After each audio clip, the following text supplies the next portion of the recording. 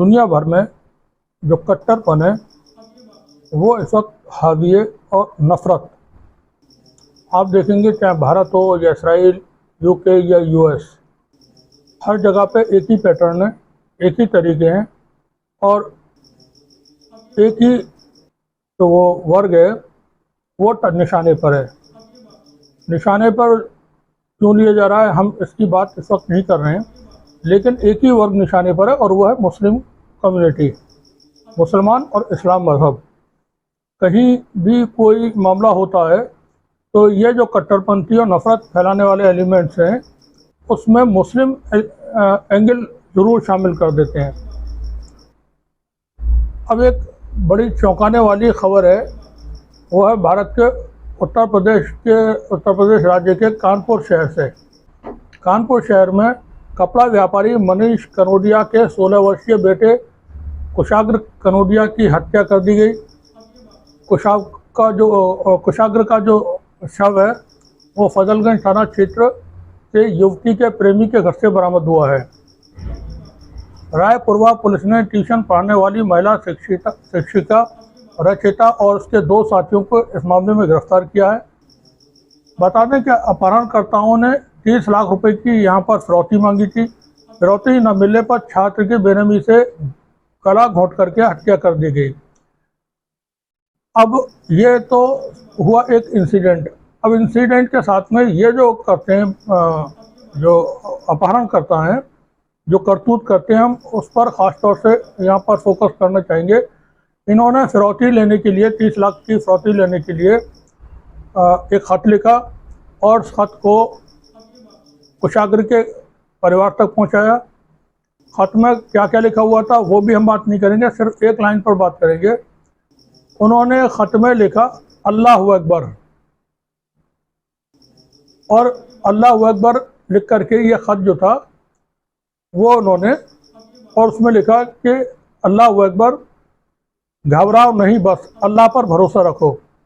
यह कुशाग्र के परिवार के लिए ख़त था जिसमें 30 लाख रुपए की फिरौती मांगी गई थी। अब ये पुलिस का कहना है, पुलिस का दावा है कि ये अपहरणकर्ताओं ने ध्यान भटकाने के लिए इस तरह का काम किया। पूरी घटना आपको बता दें, सोमवार को दोपहर 4 बजे से लापता था कुशाग्र। रात 9 बजे 30 लाख की फिरौती के लिए पत्र आने के बाद परिवार को अपहरण की जानकारी मिली। पुलिस ने इस मामले में कुशाग्र को ट्यूशन पढ़ाने वाली जो टीचर है और उसके 2 साथियों को गिरफ्तार किया है। तीनों आरोपियों से पूछताछ की जा रही है। रायपुरवा थाना क्षेत्र के आचार्य नगर निवासी कपड़ा व्यापारी मनीष कनोडिया का 16 वर्षीय बेटा कुशाग्र कनोडिया जयपुरिया स्कूल से हाई स्कूल की पढ़ाई कर रहा था।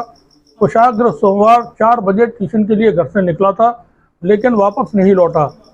परिवार वाले उसकी तलाश कर रहे थे कि रात के वक्त लगभग 9 बजे स्कूटी सवार युवक ने घर पर आकर एक ख़त दिया। वो ख़त फिरौती के लिए था जो अपहरणकर्ताओं की तरफ से भेजा गया था। जब यह ख़त परिवार के लोगों को मिला तब उन्हें जानकारी मिली कि बेटे का अपहरण हो गया है। अपहरणकर्ताओं ने कारोबारी से 30 लाख रुपए की फिरौती मांगी थी। इसके बाद अपहरणकर्ताओं के बारे में या अपहरण के बारे में कपड़ा कारोबारी ने पुलिस को जानकारी दी। पुलिस की जांच पड़ताल में फजलगंज थाना क्षेत्र में रहने वाली जो एक युवती है, रचिता उसका नाम है, उसको हिरासत में लिया गया। यह युवती कुशाग्र को ट्यूशन पढ़ाती थी। इसके 2 और साथी भी हैं, उन्हें भी पुलिस ने हिरासत में ले लिया है। पूरी रात पूछताछ के बाद सामने आया कि इन तीनों ने मिलकर कुशाग्र की हत्या कर दी, और हत्या करने के बाद वो लेटर इन्होंने भेजा था अपहरणकर्ताओं ने कारोबारी के घर पे। अच्छा, ख़त में क्या लिखा था फिर से हम एक बार बता दें। अल्लाहु अकबर लिखकर प्रभात शुक्ला नाम का एक व्यक्ति अपहरण करता है। ये निगार परवीन है, एक जर्नलिस्ट हैं, वो एक्स पर लिखती हैं अल्लाहु अकबर लिखकर प्रभात शुक्ला नाम का एक व्यक्ति अपहरण करता है, अपनी गर्लफ्रेंड के साथ मिलकर 30 लाख की फिरौती मांगता है, फिर पैसे न मिलने पर हत्या कर देता है। यूपी के कानपुर में एक व्यापारी के 10वीं कक्षा में पढ़ने वाले बेटे की हत्या कर दी गई। सोचिए, प्रभात ने कितने शातिराना तरीके से ख़त लिखा जिसमें अल्लाह अकबर लिख दिया गया ताकि लोगों को नफ़रत फैलाने का कंटेंट मिल जाए और किसी का ध्यान उनकी तरफ न जाए। ये निगार परवीन का ने लिखा है। वहीं पर ज्ञानेंद्र शुक्ला हैं, वो भी इस बारे में पूरी जानकारी देते हैं। किडनैपिंग इन कानपुर पुलिस को अपराधियों की बड़ी चुनौती। रायपुरवा थाना क्षेत्र में रहने वाले कपड़ा कारोबारी के बेटे का अपहरण और 30 लाख की फिरौती मांगी गई।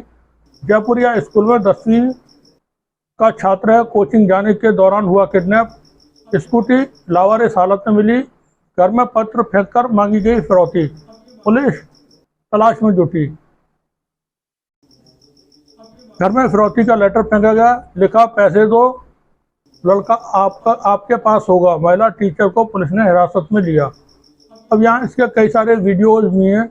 असल बात यह है कि इन अपहरणकर्ताओं ने 30 लाख की फिरौती मांगने के बाद जो खत भेजा था फिरौती वसूलने के लिए, उसमें अल्लाह अकबर लिखा था और घबराओ नहीं, अल्लाह तुम्हारे साथ है। अब ये जो चीज़ है हम इसी पर फोकस करना चाहेंगे। कहीं कोई भी मसला हो, ये जो हेट वाले एलिमेंट्स हैं, भारत में एक संगठन है जिसके ट्रेंड लोग या उससे इंस्पायर्ड लोग पूरे मुल्क में नफ़रत का बाजार गर्म किए हुए हैं और ये नफ़रत आपको इंटरनेशनल लेवल पर मिलेगी और एक धर्म विशेष और एक वर्ग विशेष के ख़िलाफ़। आपको ये इसराइल में भी देखने को मिल रहा है, जहाँ गाज़ा में जंग चल रही है, वहाँ यूके में भी आपको देखने को मिलेगा, यूएस में भी। हर जगह पर एक ही कम्युनिटी निशाने पर रहती है।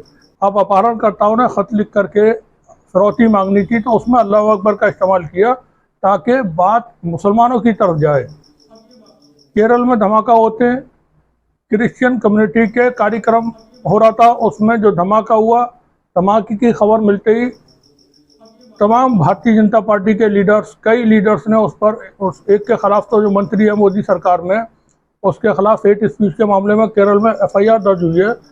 उससे लेकर के और जो बीजेपी के सिंपैथाइजर्स हैं, उन्होंने फ़ौरन ट्वीट करना शुरू कर दिए कि देखें हमास की वजह से केरल में यह हमला हुआ है और अभी ईसाई निशाने पर है, कल को नंबर तुम्हारा होगा। एक कम्युनिटी को मुसलमानों से डरा रहे हैं, हिंदू समाज को बता रहे हैं कि ये हमला मुसलमानों ने किया है। मणिपुर में हिंसा होती है, वहाँ भी मुसलमानों को बीच में लाने की कोशिश की गई। कई मौक़ों पर मुसलमानों को उसमें शामिल करने की कोशिश की गई कि इसमें मुस्लिम जिम्मेदार हैं।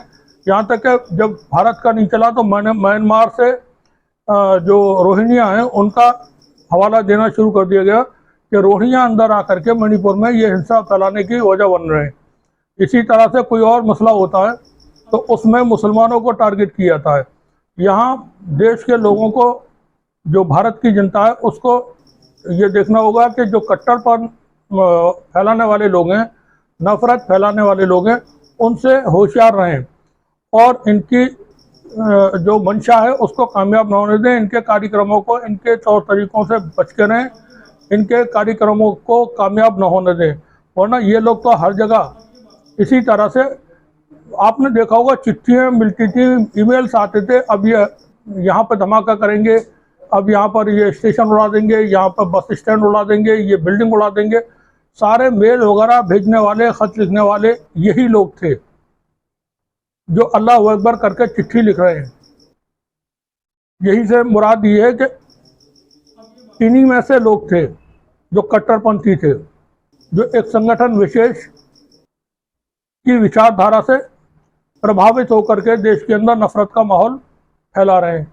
फिलहाल ये खबर थी और ये बच्चा बेचारा, मासूम बच्चा जिसका कोई कसूर नहीं था, इन 3 लोगों ने, जालिम 3 लोगों ने उसकी हत्या कर दी और हत्या करने के बाद भी पैसे वसूल करने की कोशिशों में ये लगे रहे। अब फिलहाल पुलिस के हाथ चढ़ गए और पुलिस इनसे सारी चीज़ें, जो भी चीज़ें हैं, वो सब सामने ले आएगी। तो ऐसे लोगों से बचें। आप सभी का बहुत बहुत शुक्रिया। कल एक दुखद घटना रायपुरवा में रिपोर्ट हुई थी, जिसमें एक 17 वर्षीय बच्चे कि अपहरण किए जाने की सूचना परिजनों ने दी और बताया कि एक पत्र उनके यहाँ एक व्यक्ति स्कूटी से आया था और मुंह पे कपड़े बांधे हुए था, वो एक पत्र देकर गया है।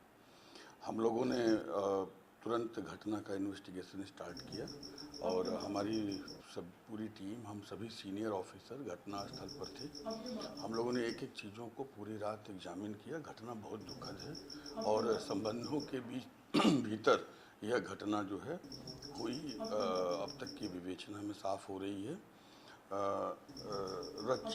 रचिता जो कि शिक्षिका के रूप में इस बच्चे के घर में पढ़ाती रही हैं 2021-22 तक। रचिता के फियांसे प्रभात शुक्ला और उनके दोस्त आर्यन उर्फ अंकित, ये सारे लोग इस घटना में इन्वॉल्व हैं।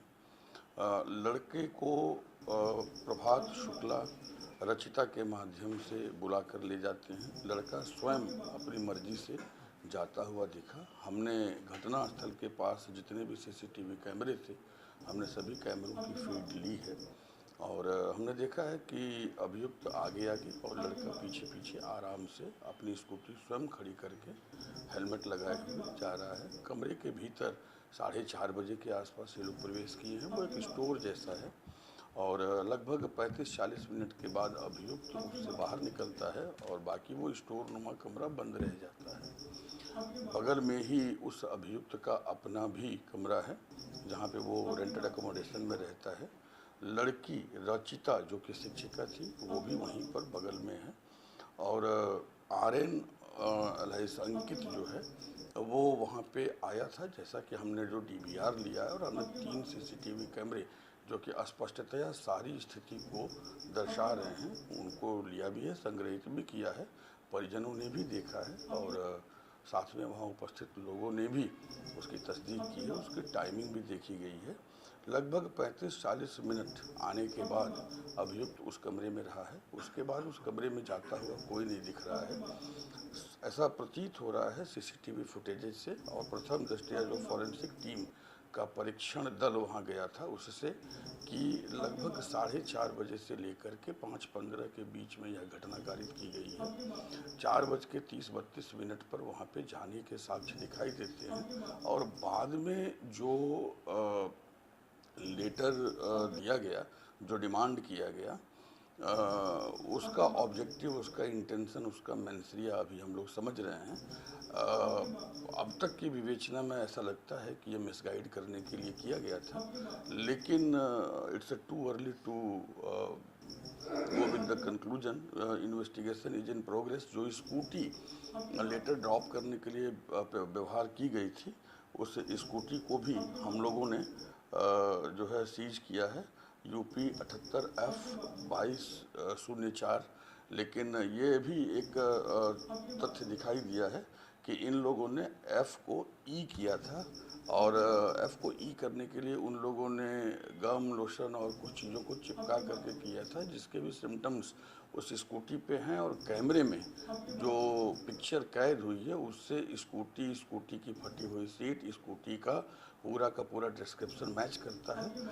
जहाँ पे जो डिजीज है, जो बच्चा जिसकी मृत्यु हुई है, उस बच्चे का स्कूटी खड़ा किया गया था, वहाँ पर भी सीसीटीवी फुटेजेज है, उन कैमरों की फीड भी ली गई है और वहाँ भी ये चीज़ दिखाई दे रहा है कि घटना स्थल पर घटना के बाद अपने रूम में जाकर अभियुक्त ने अपने कपड़े बदले हैं, सफ़ेद शर्ट पहना है, उसी सफ़ेद शर्ट में वह बच्चे की स्कूटी को अन्य स्थान पर ड्रॉप करता हुआ भी दिखाई देता है। तो शिक्षिका और मृतक के बीच में क्या कोई संबंध नहीं, का पता चला? अभी का मोटो क्या है? अभी हम इस जो हत्या का जो मोटिव है, जो इंटेंशन है, अभी हम उसको समझने का प्रयास कर रहे हैं। यहाँ पे 3-4 चीज़ें एकदम स्पष्ट हैं कि घटना संबंधों में हुई है, जान पहचान में हुई है।